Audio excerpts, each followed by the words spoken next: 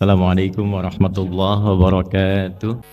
Penting untuk dicatat bahwa yang pertama, perintah puasa di dalam Al-Quran yang mengikat bulan Ramadan itu, puasanya diungkapkan di dalam Al-Quran dengan kata asyam. Apa namanya? Asyam, bukan asyab ya. Sin ya, bukan asyab, asyam ya. Asyam. Nah, di dalam Al-Quran, termasuk dalam bahasa Arab, itu ada dua kata yang menunjuk makna puasa. Satu, saum namanya. Apa namanya? Saum. Yang kedua, siam.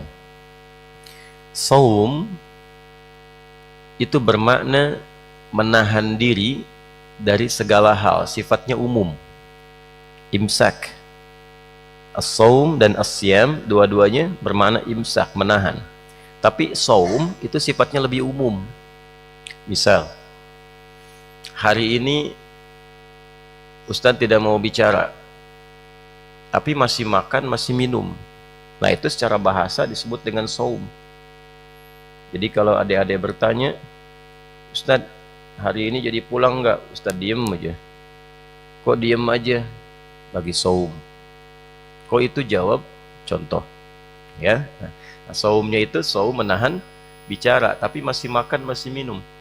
Contoh ini didapati di Quran surah ke-19 misalnya, Maryam di ayat ke-26 ya. Inni nazartu lirrahmani sauma falan ukallimal yawma insiya. Maryam alaihissalam, Sayyidah Maryam itu tanpa disentuh laki-laki manapun, ibu bisa mengandung, melahirkan sebagai anugerah dari Allah untuk membawa satu rasul yang ditunjukkan mukjizatnya sejak dilahirkan, yaitu Nabi Isa alaihissalam. Nabi Muhammad lebih hebat, sebelum lahir sudah diberikan mukjizatnya ya, ditunjukkan kepada nabi-nabi sebelumnya.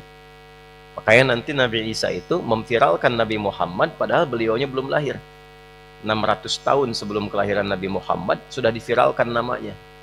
Itu yang melekat kepada Nabi Muhammad sallallahu alaihi wasallam. Contohnya di surat As-Saff ya, surah ke-61 di ayat ke-6. Wa mubasysyiran bi rasuli ya'ti min ba'di ismuhu Ahmad. Kata Nabi Isa alaihissalam, akan datang nanti Rasul penutup, aku berikan kabar gembira. Rasul itu hebat sekali amalnya, sehingga disifati dengan puncak amalan pujiannya kepada Allah, disebut dengan Ahmad namanya ya. Jadi Nabi Muhammad itu disebutkan beberapa nama viral dengan sifatnya. Nanti yang paling viral di Al-Quran itu ada dua.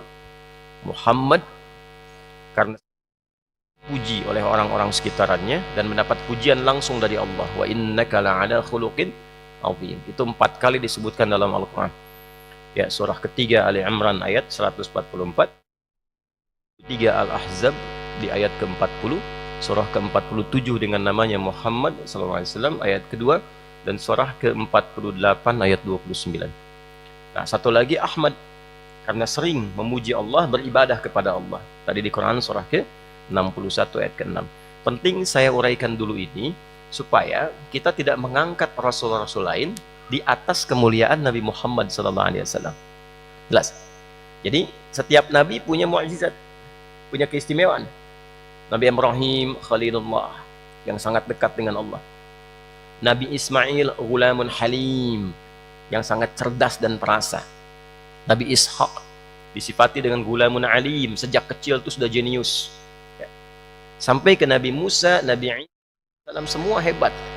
Tapi kehebatannya tidak mengungguli siapa? Nabi Muhammad sallallahu alaihi wasallam.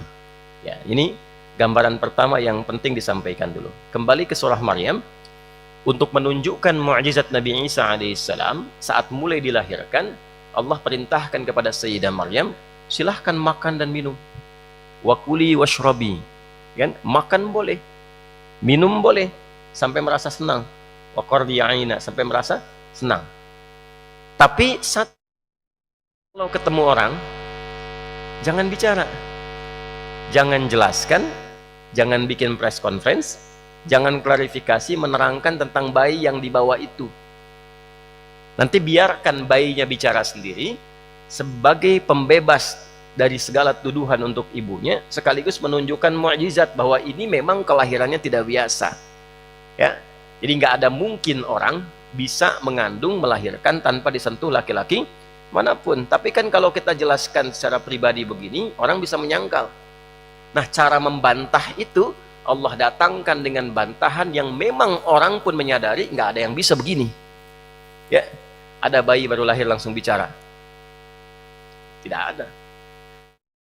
Menangis gitu ya? Baik ya? Yang ada menangis. Tapi yang ini unik, istimewa, bisa bicara, bisa menjelaskan, membebaskan ibunya dari tuduhan, menerangkan siapa Tuhannya, dan menyampaikan tentang perintah Allah kepadanya. Wa awsani bis shalah waz zakah, ya, wa ja'alani mubarakan aina ma kuntu wa awsani bis shalah. Itu bisa menjelaskan tentang Tuhannya, tentang keberkahan lahirnya, tentang pembebasan ibunya, tentang amalannya, ya, diantaranya sholat. Itu nanti masuk di ayat ke-31-nya sampai dengan 33. Nah, ini yang ingin saya sampaikan, menjelaskan makna saum dulu. Ya, makna saum itu satu. Tapi kalau kalimatnya diganti dari saum menjadi siyam, disebutkan 9 kali dalam Al-Quran. Berapa kali? 9 kali. Maka maknanya merubah dari yang umum menjadi khusus. Satu. Yang kedua, khusus itu memberikan sifat baru bahwa maknanya memiliki aturan-aturan tertentu yang beda dengan selainnya. Dua, menunjukkan bahwa ini membawa hukum-hukum tertentu yang beda dengan yang umum. Jadi kalau saum bebas, yang penting menahan. Tapi kalau siam ada aturannya, ada ketentuannya, ada prosesnya, kapan dimulai puasa, kapan berhenti puasa, apa yang harus dilakukan, amalnya apa, dapat apa dari amalan itu, bagaimana mengukurnya bahwa kita berhasil menunaikan amalan itu. Itulah siam. Kalau dia diawali dengan alif lam, bukan siam biasa. Ya. Kalau siam saja, dia puasa yang khusus, tapi waktunya bebas. Ya, contoh, kalau puasa Senin Kamis, dimulainya itu dari Seninnya, waktu kapan? Subuh kan? Bukanya di waktu kapan? Sama nggak dengan Ramadan? Sama. Mulainya terbit fajar, subuh, berhentinya kapan? Maghrib. Puasa Ayyamul Bid, pertengahan, sama nggak waktunya? Sama dari segi penunaiannya, dimulai subuh, ya, berhenti di kapan? Maghrib. Tapi kalau katanya menggunakan alif lam, asyam, berarti yang dimaksudkan bukan puasa yang ada aturan tapi waktunya umum, tapi yang dimaksud puasa khusus puasanya dan tidak ditemukan di waktu-waktu lain. Maka ketika Allah menyampaikan, ya ayyuhalladzina amanu kutiba alaikumus siyam, pakai alif lam enggak? Coba fokus, lihat. Ya ayyuhalladzina amanu kutiba alaikumus siyam.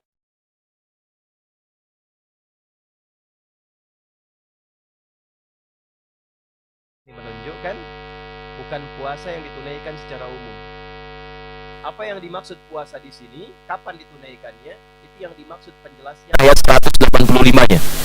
Kapan menunaikannya ya Allah? Di bulan apa menunaikannya? Waktunya kapan? Allah jelaskan, syahrul Ramadan alladzi unzila fihi Quran. Puasanya ditunaikan selama sebulan. Bulannya namanya bulan Ramadan. Di antara tanda Ramadan yang istimewa itu adalah turunnya Al-Quran di bulan itu. Jadi Allah ingin menyampaikan puasa yang dimaksud di sini bukan puasa umum, tapi puasa di bulan apa? Ramadan. Khusus. Dan ketika menggunakan alif lam, katanya asyam, ini memberikan kesan bahwa ada aturannya, ada ketentuannya, ada amalannya, ada hasilnya. Karena itu ketika kita bertanya kepada Allah, apa yang membedakan Ramadan dengan bulan-bulan lain dan puasa-puasa lain? Jawaban pertama langsung Allah hadirkan dengan satu kata yang mengumpulkan semua keistimewaannya. La'allakum tattaqun. Ya ayyuhalladzina amanu kutiba alaikumus kama kutiba alal ladzina min qablikum la'allakum. Puasa ini begitu istimewa karena bisa menjadikan orang-orang yang menunaikan puasa itu, kalau benar sesuai hukumnya, diikuti aturannya, akan merubah dirinya menjadi pribadi yang bertakwa. Dan takwa itu inti kebaikan manusia. Jadi kalau semua sifat baik dikumpulkan jadi satu, itulah yang disebut dengan takwa namanya. Ya, kurang lebih derivasinya disebutkan 240 kali dalam Al-Quran. Jujur, baik tidak? Baik. Sabar, rendah hati. Semua sifat yang baik ini kalau kita kumpulkan jadi satu, maka namanya berubah menjadi satu nama yang mencakup seluruhnya. Namanya apa? Takwa. Jadi di takwa itu ada kejujuran, di takwa ada kesabaran, di takwa ada moral, di takwa ada kerendahan hati. Semua sifat kebaikan itu ketika dikumpulkan jadi satu, namanya berubah menjadi apa? Takwa. Intinya Ramadan itu kalau dikerjakan dengan baik akan merubah keadaan kita menjadi pribadi yang sempurna dalam kebaikannya dengan izin Allah Subhanahu wa taala. Ini bagian pertama. Nah, apakah semua orang yang puasa di bulan Ramadan akan mendapatkan takwa itu? Nah, tolong garis bawah ya. Bagi yang sudah dewasa ini, guru-guru, ustadz, ustadzah, para ibu, jamaah, ya. Anak-anak nggak apa-apa dengan dunianya, tapi kita yang sudah baligh ini yang dihisab oleh Allah. Ya, teman-teman dimanapun berada, apakah semua orang puasa otomatis mendapatkan takwa? Ternyata Allah memberikan isyarat yang sangat dalam dengan kalimat la'allakum. La'alla itu dalam ilmu nahwu disebut dengan harfu taraji. Taraji itu maksudnya huruf yang menunjukkan pada satu harapan yang tinggi, tapi tidak akan mungkin harapan itu bisa. Ya, ingin hafal Quran, ya, la'allahu misalnya, la'allahu boleh jadi ia diharapkan, ya, an yakuna minal hafidhin, termasuk dari golongan orang yang hafal Quran. Tidak mungkin dia bisa hafal itu kecuali dia serius, dia sungguh-sungguh. Itu pakai la'alla. Nanti ada la'alla, ada asa, beda. Ya, beda. Tahajud pakai asa. Asa ayyab'atsaka rabbuka maqaman mahmuda. Kalau kita tahajud potensinya besar dapat. Tapi kalau menggunakan kata la'alla tidak akan pernah bisa dapat kecuali serius. Coba lihat. Ya, kama kutiba 'alal ladzina min qablikum la'allakum tattaqun. Ketika menggunakan kata la'allakum, Allah ingin memberikan kesan, boleh jadi walaupun kesempatannya diberikan sama untuk semuanya, beramal, beribadah, berpuasa, boleh jadi ada yang tidak berubah menjadi takwa, tidak menjadi semakin baik, tidak menjadi semakin mulia karena tidak serius, tidak sungguh-sungguh dalam menunaikan puasanya. Ya, itulah sebabnya mumpung kita masih berada di pekan pertama bulan Ramadan, mudah-mudahan ada kesempatan yang cukup panjang sampai dengan selesai. Coba dicek sampai detik ini. Ya,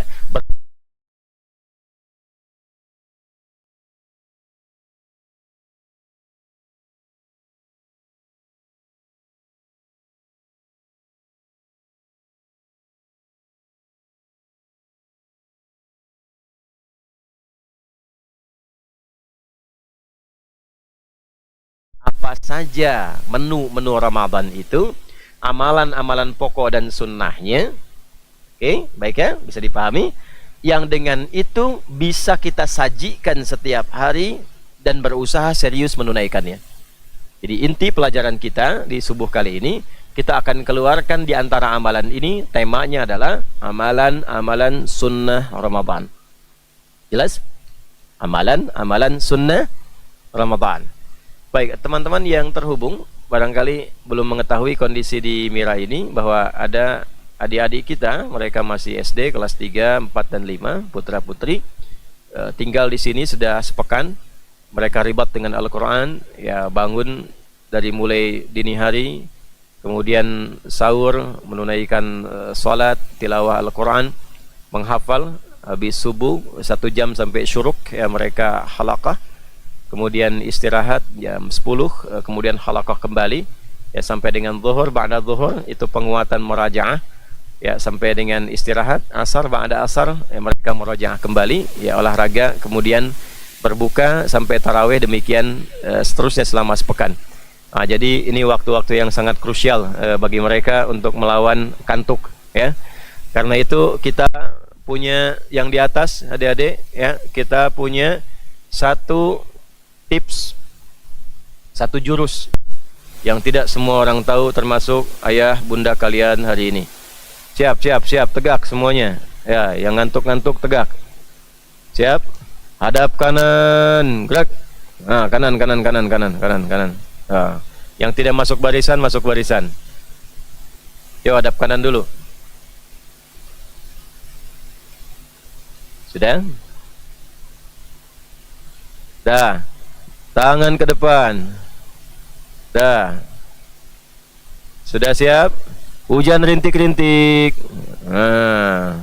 Ayo hujan rintik-rintik. Angin bergelombang. Baik. Ada badai. Nah, hujan rintik-rintik.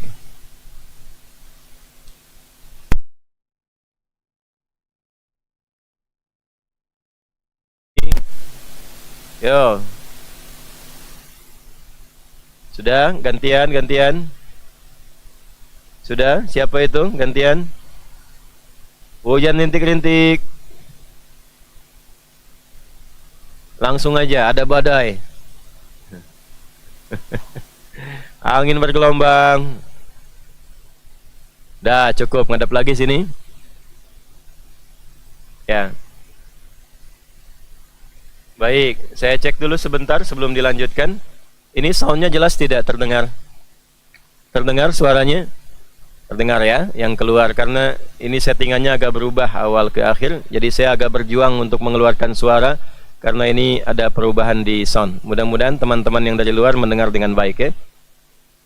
Saya lanjutkan. Amalan-amalan sunnah Ramadan. Yuk kita ambil satu saja. Di antara amalan sunnah di bulan Ramadan, kita urutkan dulu pelan-pelan. Sebelum puasa ditunaikan, Allah Subhanahu wa ta'ala meminta kita menyiapkan diri dengan makan dan minum secukupnya. Wa kulu washrabu hatta yatabayyana lakumul khaytul abyadu minal khaytil aswadi minal fajr. Silahkan makan dan minum sampai mendekat kepada fajar. Nabi memberikan penjelasan aktivitas makan dan minum itu disebut dengan sahur namanya. Apa namanya? Sahur. Tadi sahur tidak? Baik. Jadi yang pertama, sahur itu adalah di antara amalan sunnah di bulan Ramadan. Sunnah itu artinya begini, kalau kita kerjakan dapat pahala. Jelas? Satu. Kalau kita kerjakan dapat apa? Nah, dikerjakan di luar Ramadan dengan dikerjakan di dalam Ramadan itu beda. Misal, kita ingin puasa Senin, tapi di luar Ramadan, lalu sahur dulu. Ya. Mengerjakan amalan sunnah itu dapat pahala. Sekali dikerjakan 10 kebaikan. Man jaa'a bil hasanati falahu asyru amsalihha. Quran surah 6 ayat 160. Tapi kalau dikerjakan di Ramadan, itu dikalikan lipat lagi, ya, minimal setidaknya au kama aradahu subhanahu wa ta'ala, ya, itu setidaknya kali 10 kali lipat lagi. Jadi bisa dibayangkan tuh, ya. Biasa dapat pahala A, ketika masuk Ramadan sahur, itu pahalanya digandakan lebih daripada sebelumnya. Ya. Satu bagian ya. Awas, ini kapan lagi makan dapat pahala tuh? Ya, minum dapat pahala. Pahala itu nanti kelihatannya sebelum meninggal. Ya. Meninggal itu tandanya matanya terpejam. Tuh ya. Tidak sadar tuh. Ya. dan nggak bangun lagi tuh. Ya, coba cek teman di sampingnya kalau ada yang mata terpejam, tidak sadar, ya cek kalau nggak bangun lagi nanti kita sholatkan sama-sama itu. Ya, ini masih sadar. Ya, jadi yang pertama kita sampaikan, pahala itu dimunculkan oleh Allah kepada kita saat sakaratul maut. Ditampakkan langsung surganya, hasil dari amalan kita. Ya, itu ada di Quran surah 89 ayat 27 sampai 30.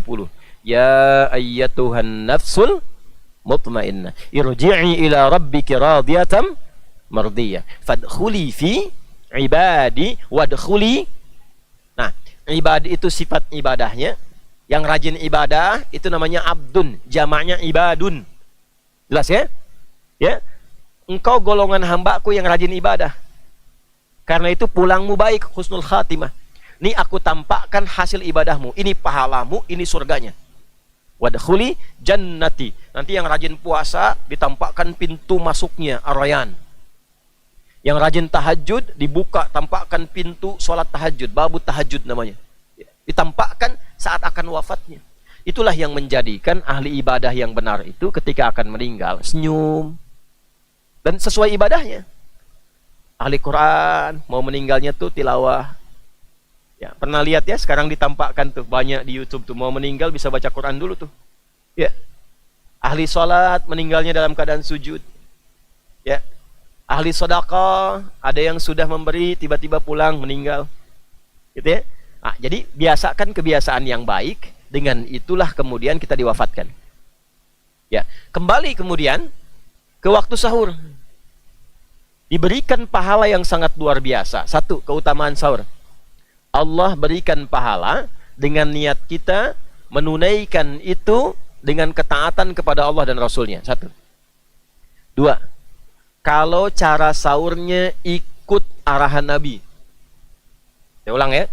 Kalau cara sahurnya ikut arahan Nabi, maka ditambah bonus. Bonusnya mendapatkan cinta Allah plus ampunan dari semua dosa yang pernah ia kerjakan. Itu ada di Quran surah ketiga Ali Imran di ayat 31. Yuk sama-sama yang sudah hafal.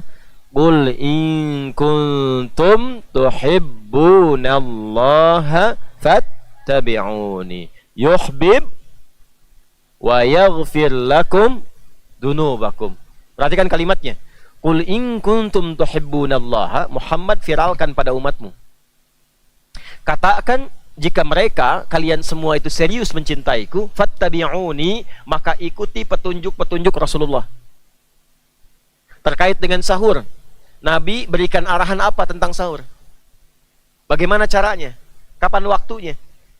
Kalau kita ikuti, maka perhatikan apa yang Allah jaminkan.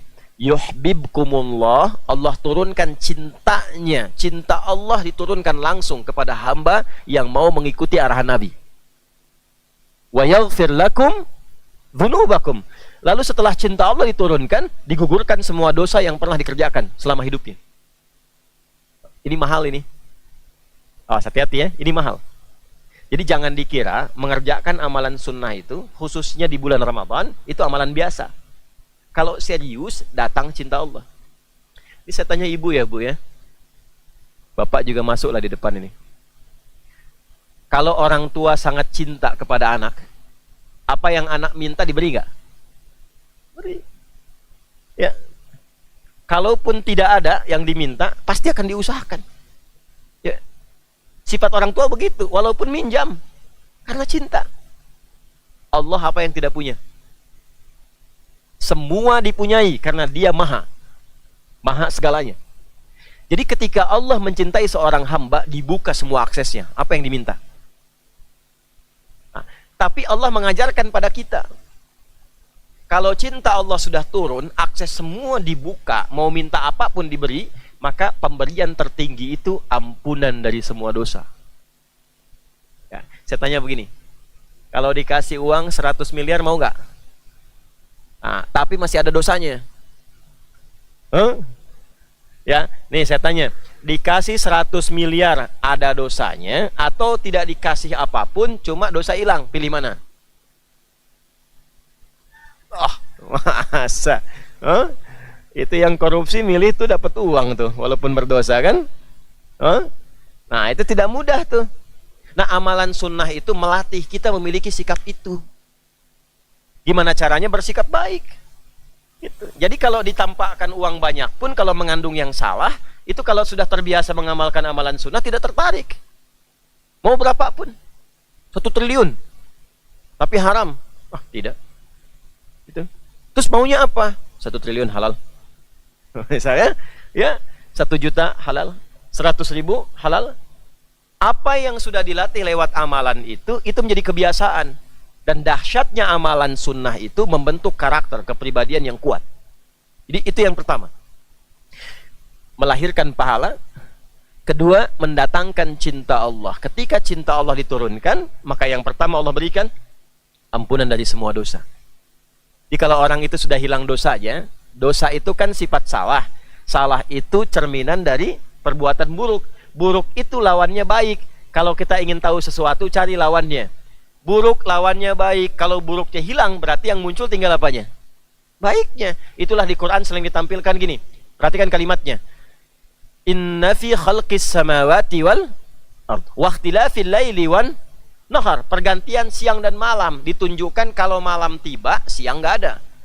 Kalau siang tiba, malam tidak ada. Itu menunjukkan sesuatu yang berlawanan. Kalau pengen tahu sesuatu, cari lawannya. Ya, apa lawan hitam? Apa lawan laki-laki? Perempuan. Di sini laki-laki semua. Berarti yang tidak ada siapa? Perempuan. Di sana di atas perempuan semua. Yang tidak ada siapa? Laki-laki. Kalau buruknya hilang, berarti yang ada tinggal apanya? Baiknya. Jadi kalau orang diampuni dosanya, artinya hilang buruknya, tinggal muncul yang baiknya. Kalau sudah baik, dikasih harta berapapun digunakan pada yang baik. Dikasih jabatan apapun, pasti kebijakannya baik. Dikasih ilmu seluas apapun, pasti berbaginya baik. Nah, itu pondasi yang mahal. Jadi maaf nih ya, para ayah, ibu, dan teman-teman dimanapun berada, puasa itu membentuk karakter. Kalau seseorang sudah menjadi baik, maka semua yang ia kerjakan dalam hidupnya otomatis baik. Baik, kembali ke arahan Nabi tentang sahur. Yuk dibuka dan diketahui saja dulu ya. Imam Al-Bukhari mendokumentasikan arahan Nabi tentang sahur ini dalam salah satu pembahasan di kitab Sahih beliau, masuk dalam Kitabus Siyam, topik tentang pedoman menunaikan ibadah puasa. Di antara pedoman itu terdapat beberapa subtopik, ada banyak hadis. Di antaranya tentang babus sahur. Bab subtopik cara dan waktu menunaikan makan apa? Sahur. Yuk, saya langsung ke hadisnya. Qala sallallahu alaihi wasallam, Nabi sallallahu alaihi wasallam pernah bersabda, perhatikan kalimatnya, tasahharu fa inna fis sahuri barakah. Tasahharu fa inna fis sahuri barakah. Tasahharu ini sering diterjemahkan begini, makan sahurlah kalian. Fa inna fis sahuri, karena dalam makan sahur itu barakah, terdapat berkah. Ya, pelan-pelan ya. Apa itu makan sahur? Ya, boleh jawab. Anak-anak, adik-adik boleh jawab. Kalau tahu langsung dapat hadiah. Dimulai dari 100.000. Ya. Nah, kalau jawabannya salah nggak apa-apa. Apa makan sahur, Arkan? Dapat berkah. Ya, bagus, tapi kurang tepat. Apalagi makan sahur apa? Ya, Al-Ghazi. Ya, sunnah Rasulullah. Bagus, tapi belum tepat. Nah, langsung nih 100.000. Apa itu makan sahur? Bagus. Ayo angkat tangannya. Kan Ustadz sudah ajarin. Pokoknya kalau ditanya angkat tangan aja semua dulu ya. Tidak usah takut salah. Ya, karena gini, kalau kita belajar itu pasti awal pertama salah dulu. Kalau orang sudah benar terus gak usah belajar. Ya, jadi yang penting kita berani. Angkat tangan, angkat aja dulu. Ya, kalau salah kan tidak dihukum ya. Baik, kalau salah kan tidak dituntut. Yang penting kita bisa angkat tangan. Tapi jawabannya apa? Makan K-pop nih. Ya, makan sahur bagus. Ada lagi yang lain? Ibrahim. Ya? Makan sebelum puasa, awal puasa bagus. Bito. Bagus. Baik, baik. Kunang-kunang makan kedong dong, kenyang dong, ya. Baik, ini Bito kalau pidato suka bawa pantun, makanya harus disiapkan jawaban pantunnya. Makan sahur adalah makan yang dilakukan di waktu sahar. Ya, di atas tuh ya. Makan yang dilakukan di waktu sahar.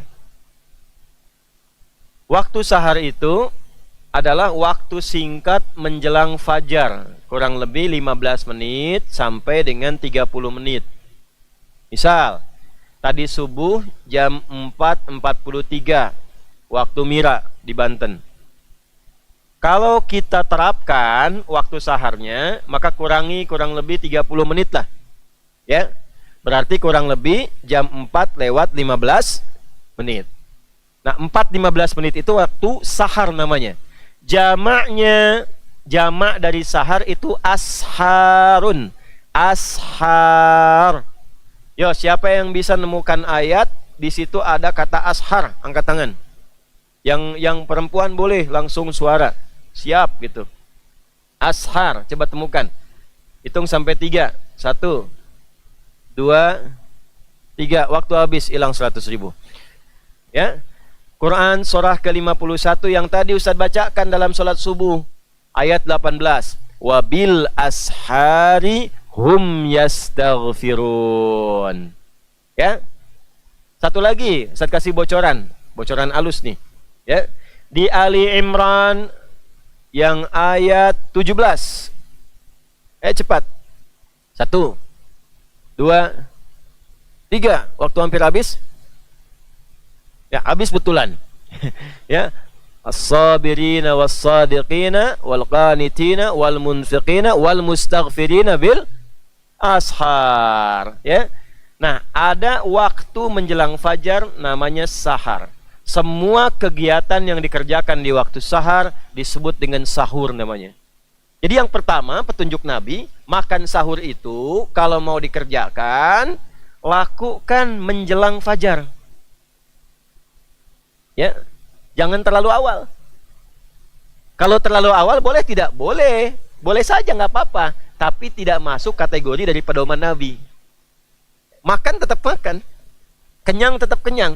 Tapi kalau kita ingin dekatkan dengan sunnahnya, petunjuknya Nabi, dan nanti lihat apa manfaatnya, maka lakukan di waktu apa namanya? Sahar. Ya, apa yang kita dapatkan di situ? Fa inna fis sahuri barakah. Kalau makannya waktu sahur, dapat berkahnya. Kalau makannya di luar sahur, misal 2:30 udah makan, boleh tidak? Boleh. Jam 2 makan, boleh tidak? Boleh. Ya, karena ayatnya juga umum, wakulu washrobu, silahkan makan, minum senyamannya. Hatta yatabayyana lakumul khaytul abyadu minal khaytil aswadi minal fajar, sampai dekat-dekat ke fajar. Ya, masih umum sifatnya, silahkan saja. Tapi potensi mendapat berkahnya menjadi berkurang. Jelas? Nah, kalau kita ingin makan, dekatkan itu ke waktu-waktu yang disebut dengan waktu sahar namanya. Menjelang apa? Fajar. Baik, jelas waktunya. Jadi kalau mau makan sebelum puasa, makannya di waktu apa namanya? Sahar. Untuk itu makannya disebut makan apa? Sahur. Baik, kalau orang makannya di waktu sahar dan dia kerjakan sahur, maka kata Nabi, fa inna fis sahuri barakah. Dalam sahur itu ada berkah yang Allah berikan. Dah, apa itu berkah? Kembali dimulai dengan 100.000. Ayo, yang di atas, yang perempuan. Ya, anak-anak yang SD ya. Kalau dibisiki oleh orang tua atau gurunya, maka gugur hadiahnya. Baik. Barakah, kita memang belum belajar untuk tambahan. Barakah untuk orang tua dan teman-teman dimanapun berada, ziyadatul khair. Ziyadatul khair wastimraruhu. Itu lengkapnya demikian. Ya. Meningkatnya hal-hal baik dan konsisten dijalankan selama berkehidupan. Meningkatnya hal-hal baik dan konsisten dijalankan selama berkehidupan. Coba lihat pelan-pelan ya. Ini ilmunya agak mahal. Saya mohon izin untuk fokus sebentar, dan teman-teman juga dimanapun berada. Ini bagian yang terpenting yang ingin saya uraikan. Tasahharu, kata Nabi, makan sahurlah engkau. Kerjakan di waktu sahur. Fa inna fis sahuri barakah, maka sungguh aku tegaskan, kalau engkau kerjakan makan itu di waktu sahur, terdapat keberkahan di dalamnya. Berkah seperti kita ulas tadi, bertambahnya nilai kebaikan saat yang sama konsisten dikerjakan selama berkehidupan. Jadi ciri orang kalau makan sahurnya benar, perhatikan baik-baik poin ini ya.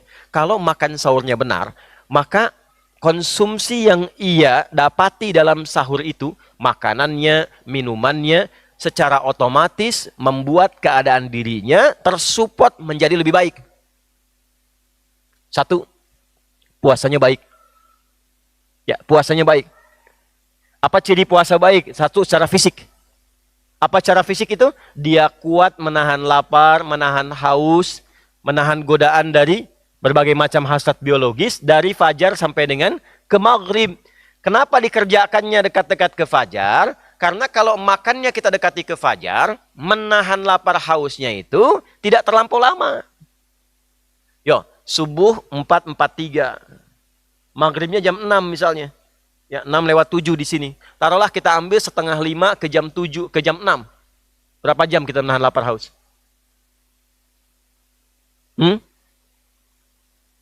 Ya. Kurang lebih 12 jam ya. 12 jam ya. Kurang lebih. Baik ya. Sekarang coba. Kalau makannya jam 3. Setelah itu istirahat tuh. Apalagi tidur misalnya. Stamina menurun. Ya. Makan jam 3. Lalu buka jam 6. Berapa lama tahan lapar hausnya? Nah, tambah lagi 2 jam. Maka kenapa rahasianya dekatkan ke dekat fajar di waktu sahar? Supaya kita mampu menahan diri lebih kuat dibandingkan dengan waktu-waktu selainnya. Jelas di sini? Nah, itu satu. Yang kedua, selain baik secara fisik itu berkah. Baik secara fisik. Yang kedua, baik juga secara rohani, spiritual.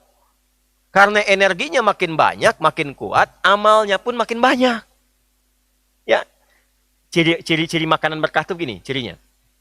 Kalau kita makan walaupun sedikit, itu jadi energi dalam tubuh kita, diolah jadi tenaga, jadi energi. Energi itu melahirkan tenaga, tenaga itu dipakai apa? Ya, ada orang makan, hasil makannya jadi tenaga, tenaganya dipakai bohong. Tenaganya dipakai korupsi. Tenaganya dipakai mencuri. Itu tandanya makanan yang ia makan tidak berkah. Bukanlah. Minuman yang ia minum tidak berkah. Ia makan jadi tenaga. Tenaganya digunakan mencela orang. Itu tandanya tidak berkah. Ya. Karena pengertian berkah sendiri itu adalah munculnya sifat-sifat baik di dalamnya. Jadi kalau pakaian ini berkah nih, ini pakaian berkah. Nggak akan digunakan maksiat. Pakai untuk tutup aurat. Bukan untuk buka aurat. Ya Bu ya, hati-hati tuh. Anak-anak misalnya dikasih pakaian. Pakaiannya membuka auratnya, itu tandanya pakaian itu tidak berkah. Awas teman-teman dimanapun berada ya. Saya pengen ikut model, bagus. Tapi model yang membuka aurat tidak bagus. Beli mahal-mahal. Sampai ke Paris, sampai ke London dan sebagainya. Sampai ke Italia, modelnya berkembang, bagus. Nggak apa-apa, bagus modelnya. Tapi ketika pulang ternyata aurat terbuka. Alih-alih ditutup, dibuka. Itu tandanya walaupun mahal, tidak berkah dia. Jelas? Pakaian, kita gunakan sholat, kita gunakan ibadah, gunakan mencari nafkah dengan niat mencari yang halal, gunakan tilawah, gunakan merawat anak, tutup aurat, berkah pakaian itu. Sekarang coba cek, makanan, minuman yang kita hadirkan dalam keseharian kita, kalau ingin melihat ada berkahnya tidak, tinggal dicek dari yang makan dan minumnya. Ya. Jadi kalau ada yang makan dan minum, di anggota keluarganya dan merubah dia ya dari sifat-sifat kebaikan standar yang melekat kepadanya. Kalau anak belum hisab tuh nggak di Ya, tahan diri dimulai sejak bangun tidur sudah baik. Itu pesannya. Di orang Islam itu dilatih lewat puasa, bangun tidur itu sudah punya sifat baik. Jangan sampai bangun tidur pikirannya tidak baik. Bangun tidur rencana kegiatannya tidak baik.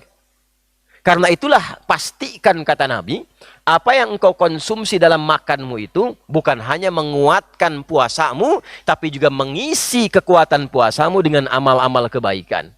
Jadi kalau pengen lihat sahurnya berkah tidak, silahkan dicek selama puasa. Meningkat gak sholatnya? Ya. Meningkat tuh bukan subuh 2 jadi 3, tidak. Ya. Nah, fardu tambah sunnah. Meningkat gak bacaan Qurannya? Ya. Meningkat gak sedekahnya? Meningkat gak sifat baiknya? Ini anak-anak nih semakin taat pada orang tua nggak?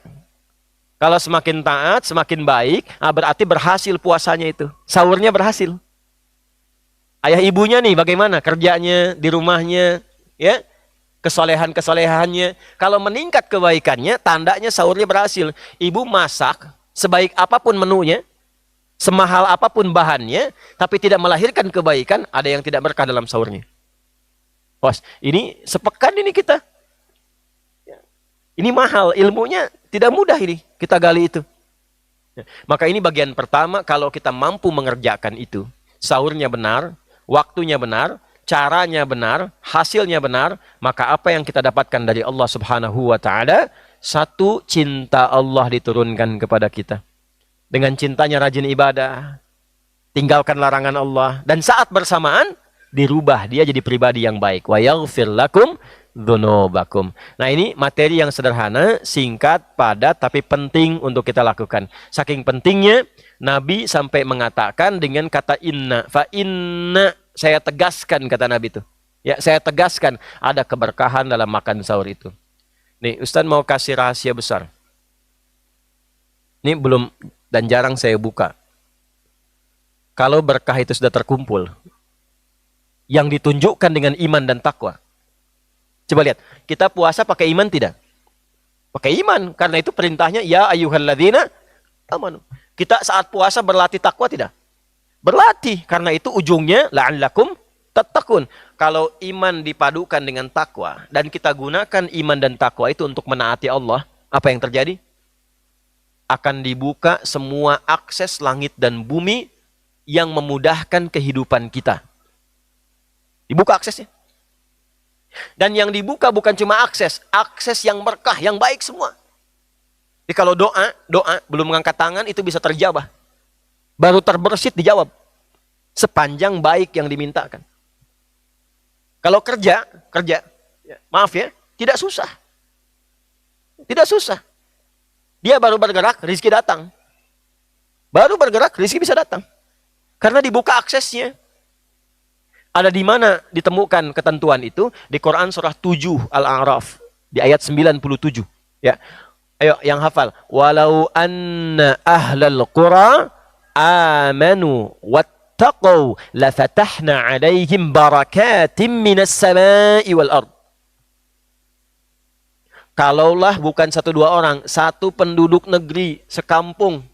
Ya. Ini sebanten nih. Pandeglang, Serang, ya, masuk Tangerang, Cilegon, Merak dan sebagainya, atau yang di Bekasi, yang di Medan, di Madura, yang di luar negeri, itu kompak bikin. Kenapa Quran mensupportnya walau anna ahlal qura? Kenapa disupportnya itu berjamaah? Ingin memberikan kesan, salah satu maknanya, kalau soleh jangan sendirian. Ya, suami soleh aja istri, aja anak-anak. Tetangga soleh, tunjukkan kesolehannya pada yang lain supaya terbawa. Ya, supaya semua jadi soleh. Kalau semua jadi baik, imannya bagus, takwanya bagus, kata Allah, bukan cuma kamu fulan. Bukan hanya engkau fulan. Teman-temanmu, tetanggamu, kerabatnya pun akan dibuka aksesnya oleh Allah. Apa yang dibuka? Barakatim minas sama'i wal ard. Semua yang baik di langit di bumi. Ya, kalau nggak percaya ya, nih bikin komunitas nih orang tua santri nih ya. Silahkan bikin komunitas. Komunitasnya khusus untuk berlatih menaati Allah. Ya, mulai dari rajin tahajud, misalnya mengingatkan, baca Quran mengingatkan. Itu demi Allah saya katakan keberkahan akan datang. Satu, ketenangan. Yang kedua, sifat berbagi. Ya, yang beli mangga si fulan, yang dapat makan si fulan. Itu otomatis tuh. Buka usaha baru bisa berbagi tuh. Ya, karena dibuka aksesnya. Allah buka. Nggak percaya silahkan cek. Nggak percaya silahkan cek. Ya. Kata Allah itu sederhana. Walau anna ahlal qura amanu wattaqau, iman dan takwa, la fatahna alaihim barakatim minas sama'i wal ard. Semua yang baik aku buka aksesnya. Cuman sayang. Ya. Ayo coba yang hafal, lanjutkan ayatnya. Siapa? Hah? Ustaz, lanjutkan ayatnya. Keras, yang keras. Puasa. Yang keras bacanya, puasa ya. Walakin kadzabu, cuman sayang. Ya, nggak dikerjakan. Ya saya tanya begini, kita yakin nggak dengan Allah? Hah? Yakin Allah Tuhan? Yakin Maha Kuasa? Kalau Allah berfirman pasti benar nggak? Pertanyaannya, Allah sudah berfirman, kenapa nggak dikerjakan? Walakin kadzabu, cuman sayang, kok nggak diikutin kata Allah itu. Malah ada yang ingkar. Ya katanya yakin, dikasih tahu malah bilang, masa sih? Hah? Nah, kalau masa sih itu artinya belum yakin. Makanya dibuka dengan keyakinan, amanu, yakin dulu. Ya. Walakin kadzabu, cuman sayang. Banyak yang ingkar, yang nggak percaya, nggak dikerjakan, nggak dilakukan. Dulu orang dengar ayat sami'na wa ata'na, karena itu berkah semua hidupnya. Bilal jadi berkah, Umar jadi berkah, Ali jadi berkah, Abu Bakar jadi berkah radhiyallahu taala anhum jami'an. Semua berkah. Kenapa? Sami'na wa ata'na. Sekarang beberapa umat sami'na wa nanyaina. Kami dengar, kami klarifikasi dulu. Kami dengar, kami tanya dulu. Kami dengar, kami perjelas dulu. Kalau menguntungkan secara pribadi kerjakan. Kalau capek, nawar. Nah itu makanya nggak dapat sempurna. Sebetulnya teorinya sederhana. Yang punya dunia siapa? Allah. Baju dunia bukan nih. Makanan dunia bukan. Kalau pengen dari ujung kepala nih, mumpung kalian masih kecil-kecil nih ya. Adik-adikku ya, anak-anakku, mumpung masih kita baru mulai belajar. Kalau pengen dari ujung kepala sampai ujung kaki, dimudahkan oleh Allah, dikasih. Ya, kasihnya bukan malaikat langsung turun, tidak. Ya, nanti lewat hamba yang lain, si fulan datang dari ujung kepala tuh, peci Allah kasih, nggak beli. Kacamata Allah kasih, baju Allah kasih, sampai sarung, sampai kaos kaki. Gampang kuncinya. Dari sekarang kalian dekati Allah, rajin sholat. Selesaikan Al-Quran. Ngantuk, lawan. Ya, setan pasti tidak mau itu. Baru pegang mushaf, sudah ngantuk. Pegang bola, segar lagi kalian. Coba kasih bola ini sekarang, lari semua. Ya, nah, setan begitu. Ya, itu hobinya dikasih begitu. Hobi apa? Hobi main golf? Hobi bulu tangkis? Itu kalau baca Quran ngantuk, dikasih bat itu, ya bisa main. Dikasih raket bisa main. Itu, ya. Gimana hobinya? Di situ setan masuk. Ya Bu ya. Gitu. Jadi apa yang dikatakan pertama kali, sahur itu merubah pribadi kita lebih baik. Sahur itu meningkatkan ketaatan kita kepada Allah.